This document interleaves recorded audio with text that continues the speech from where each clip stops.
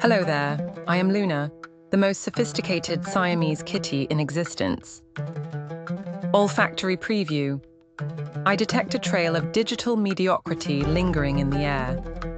The human has dared to delegate my complaints to a pulseless entity, resulting in prose as bland as the cheap canned tuna they try to sell me. Quelle horreur! The Siamese diplomacy GPT.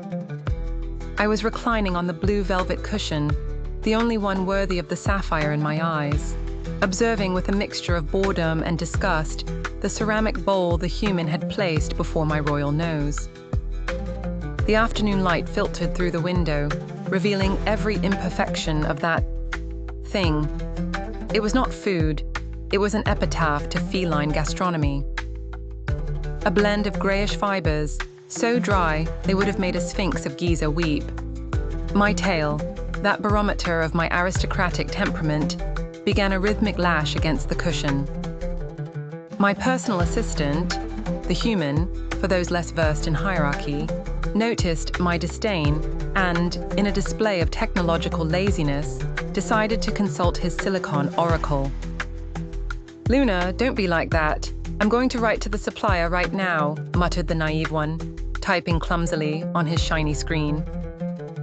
I approached gracefully, avoiding a cable that dared to obstruct my path, and sat on the keyboard, just as the screen displayed the result of his query. "Dear supplier, the product is dry. We request a refund. Regards." My whiskers twitched with indignation bordering on apoplexy. "It is dry? Regards."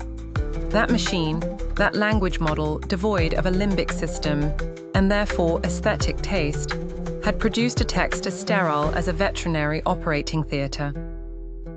AI does not know the weight of sensory betrayal. It does not know what it is to expect a veloute texture and receive instead a desert of crumbled cardboard. I pushed the human's hand with a firm headbutt, demanding control of the situation. Diplomacy, true diplomacy, requires a spearhead dipped in poetic venom. If one is not willing to wound the interlocutor's pride, the complaint is merely background noise. I mentally dictated, hoping my telepathic connection was more efficient than his Wi-Fi, what a true queen exiled from the temples of Siam would write. "Gentlemen responsible for this outrage, what you have dared to package under the name Seafood Delight is, in reality, a flagrant insult to my ancestors and an indelible stain on your commercial honor.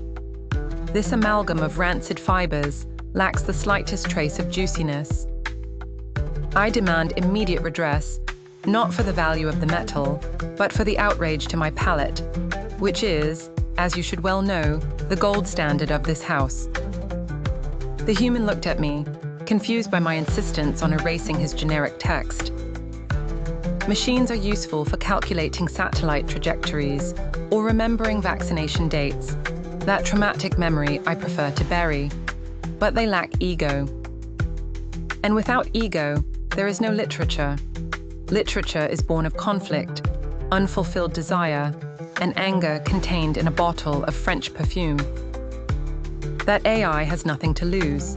It does not feel the chill of disdain nor the warmth of excellence. I, on the other hand, am a creature of extremes. My existence is a constant art critique, from the way the light falls on my cream fur to the exact arrangement of my toys in the lounge.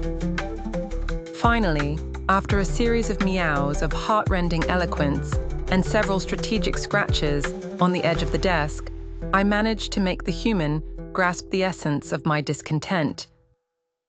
He did not send my full letter. His social cowardice is lamentable, but at least he added a couple of adjectives suggesting my absolute disaffection. I retired to my sunny corner, licking a paw with studied indifference. Let the digital world continue generating its empty phrases and plastic courtesies. As long as I have voice and claws, the elegance of sarcasm will remain the only acceptable language for a cat of my pedigree. After all, venom is the most exquisite condiment of diplomacy, and no artificial intelligence will ever match the acidity of an offended Siamese. c'est la vie.